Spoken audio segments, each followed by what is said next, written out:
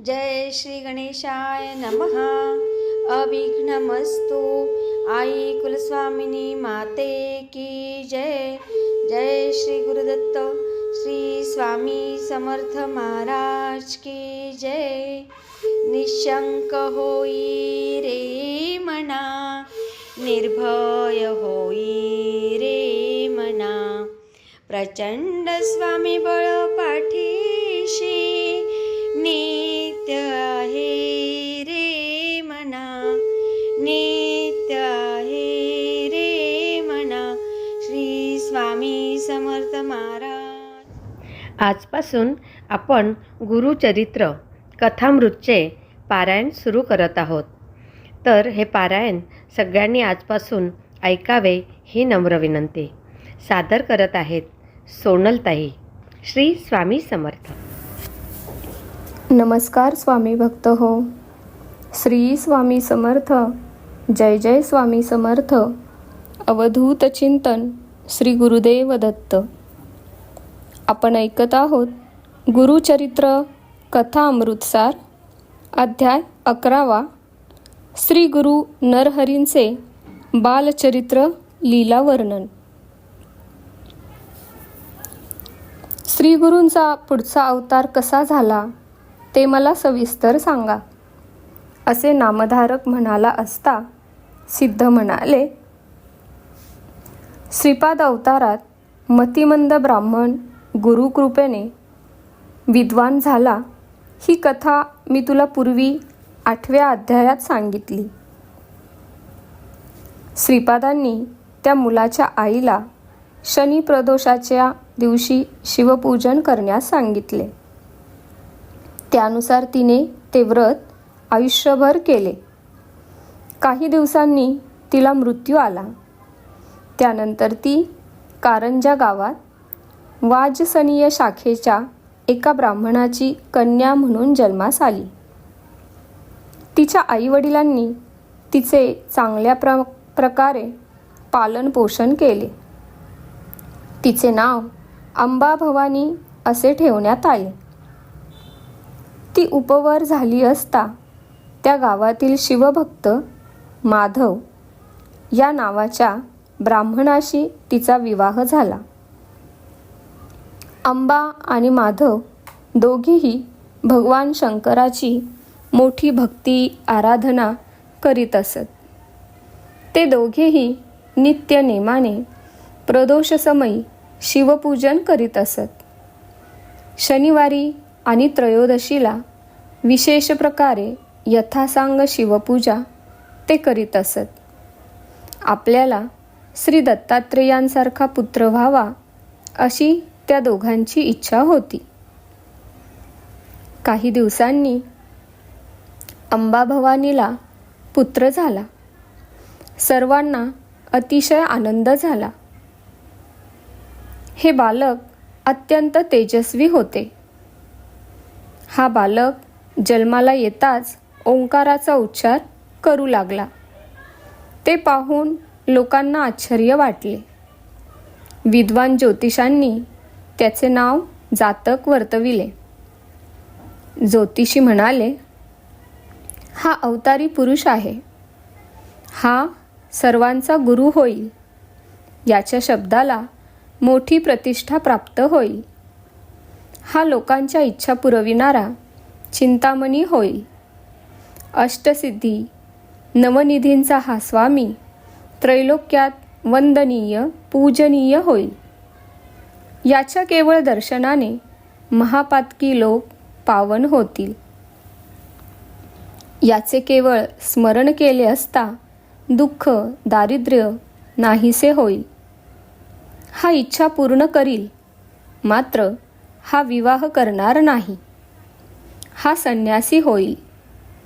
तुम्ही दोघे मोठे भाग्यवान पुण्यवान, म्हणूनच तर तुम्हाला हा पुत्र लाभला. याचा नीट सांभाळ करा. याच्या इच्छेविरुद्ध जाऊ नका. ब्राह्मण ज्योतिषाने त्या मुलाला मोठ्या भक्तिभावाने नमस्कार केला.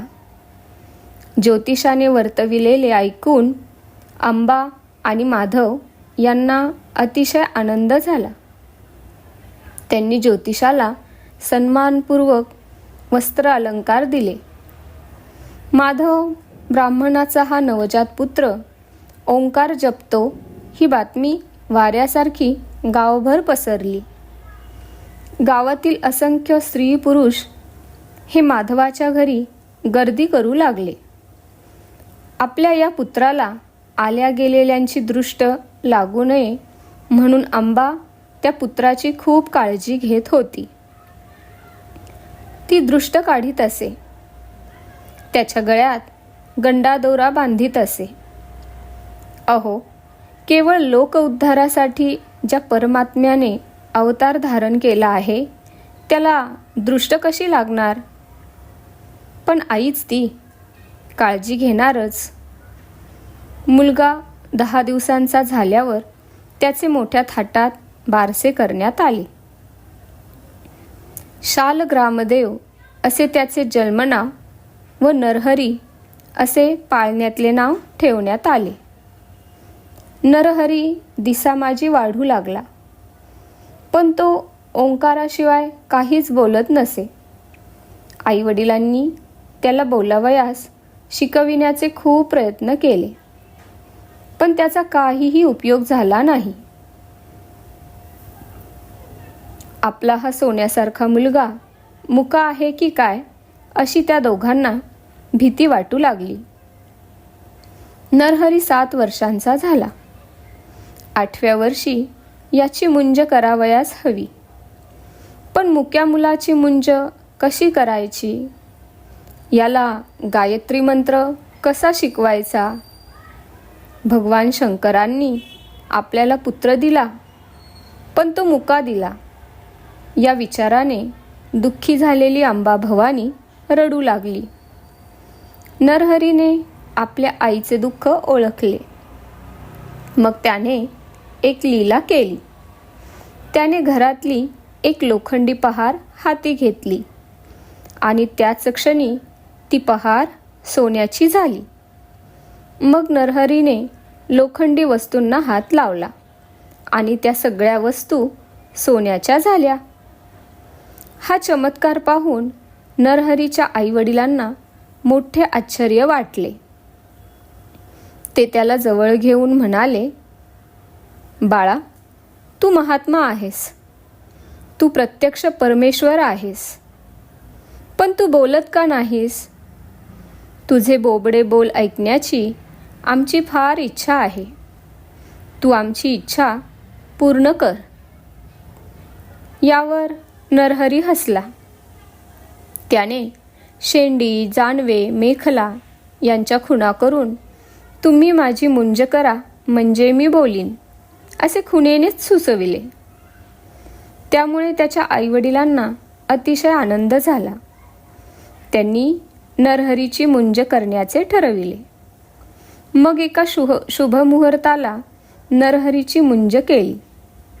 माधवाने या निमित्ताने खूप दानधर्म केला. भोजन, दक्षिणा, मानपान यासाठी भरपूर खर्च केला. ते पाहून काही टवाळखोर लोक म्हणाले, माधवाने इतका खर्च कशासाठी केला?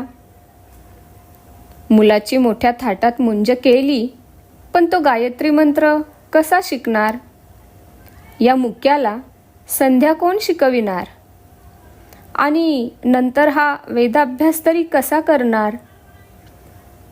दुसरे टवाळखोर म्हणाले, काही का असेना, या निमित्ताने आपल्याला भोजन मिळाले, दक्षिणा मिळाली.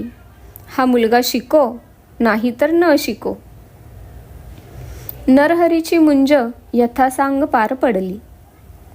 माधवाने नरहरीला गायत्री मंत्राचा उपदेश केला. आणि काय आश्चर्य, नरहरीने गायत्री मंत्राचा स्पष्ट उच्चार केला. गायत्री मानतच दीक्षाविधी पूर्ण झाल्यावर नरहरीची माता भिक्षा घेऊन आली. मातेने पहिली भिक्षा घालताच नरहरी खणखणीत स्वरात ऋग्वेद म्हणू लागला. दुसरी भिक्षा घालताच यजुर्वेद आणि तिसरी भिक्षा घालताच सामवेद म्हणू लागला. 7 वर्षाचा मुलगा हे सगळे वेद असलिखित म्हणतो हे पाहून सर्व लोक आश्चर्याने थक्क झाले. ते म्हणू लागले, अहो, हा मुलगा प्रत्यक्ष श्री गुरु दत्तात्रेयांचाच अवतार आहे असा दिसतो. सगळे लोक नरहरीचा जय जयकार करू लागले. त्याच्या चरणांना वंदन करू लागले. हा मुलगा मनुष्य रूपातील परमेश्वराचा अवतार आहे याची सर्वांना खात्री पटली. आपल्या मुलाचे कौतुक पाहून माधव आणि अंबा आनंदाच्या डोही डुंबू लागले. मग नरहरी आपल्या आईवडिलांच्या पाया पडून म्हणाला, मी आता तीर्थयात्रेला जातो. मी संन्यास घेणार आहे. मला परवानगी द्या. मग तो आईला म्हणाला, माते, तू मला भिक्षा मागण्याची आज्ञा केली आहेस. मी आता घरोघरी भिक्षा मागत तीर्थयात्रा करीन. नरहरीचे हे शब्द ऐकून अंबा रडू लागली. ती म्हणाली, माझी शिवपूजा फळास आली म्हणून तर तुझ्यासारखा तेजस्वी पुत्र मिळाला. तू आमचा सांभाळ करशील अशी आम्हाला आशा होती. आता तू गेलास तर आम्हाला कोण आधार देणार? असे दुःखाने बोलत ती बेशुद्ध पडली. नरहरीने तिला सावध केले. तो तिला समजावीत म्हणाला, माते, मला जे कार्य नेमून दिले आहे त्यासाठी मला गृहत्याग करावाच लागेल. पण तुम्ही शोक करू नका. तुम्हाला 4 पुत्र होतील. ते तुमची उत्तम सेवा करतील. माझे बोलणे खोटे ठरणार नाही. असे बोलून त्याने वरदहस्त तिच्या मस्तकी ठेवला आणि त्याच क्षणी तिला पूर्वजन्माचे स्मरण झाले. तिला हेही कळले की आपला नरहरी म्हणजेच श्रीपाद श्रीवल्लभ. नरहरी तिला म्हणाला, माते, मी तुला हे गतजन्मीचे ज्ञान जाणीवपूर्वक दिले आहे. हे गुप्त ठेव. मी संन्यासी आहे. संसारापासून अलिप्त आहे. आता मी तीर्थयात्रा करीत फिरणार आहे. मला निरोप दे. नरहरीने इतके सांगितले तरी सुद्धा अंबा त्याला म्हणाली, नरहरी, आता तू गेलास की मला कधीही दिसणार नाहीस. तुझ्याशिवाय मी कशी जिवंत राहू? इतक्या लहानपणी संन्यास घेण्याची काय आवश्यकता आहे? धर्मशास्त्रानुसार मनुष्याने 4 आश्रम क्रमाक्रमाने आचरावेत. बाह्यचर्याश्रम, वेदपठन करावे, मग गृहस्थाश्रम स्वीकारावा. सर्व इंद्रिये तृप्त करावीत. यज्ञादी कर्म करावीत आणि मग तपाचरणास जाऊन शेवटी संन्यास घ्यावा. सिद्धयोगी नामधारकाला म्हणाले, नरहरीने मातेला जे तत्वज्ञान सांगितले तेच मी तुला सांगणार आहे. ते ऐक. अशा रीतीने श्री गुरुचरित्र अमृतातील श्री गुरु नरहरीस बालचरित्र लीलावर्णन नावाचा अध्याय 11वा समाप्त. श्री गुरु दत्तात्रेयार्पणमस्तु. आध्यात्मिक रहस्य. 11व्या अध्यायात नरहरी या नावाने श्रीपादांनी कसा जन्म घेतला व विप्रस्त्रीची पूर्वजन्मीची इच्छा पूर्ण कशी केली यापासून कथेला प्रारंभ होतो. नरहरी हा मुळातच प्रपंच जीव नव्हे. त्यामुळे तो जन्मापासून लौकिक भाषा बोलत नव्हता आणि उपनयन झाल्यावर तो सर्व वेद म्हणू लागला. जन्मांतरीचे ज्ञान सिद्धांच्या बाबतीत पुनर्जन्मातही अबाधित राहते. इतर लोक ते विसरतात. आपल्या आईला त्यांनी डोक्यावर हात ठेवून पूर्वजन्मीचे स्मरण करून दिले.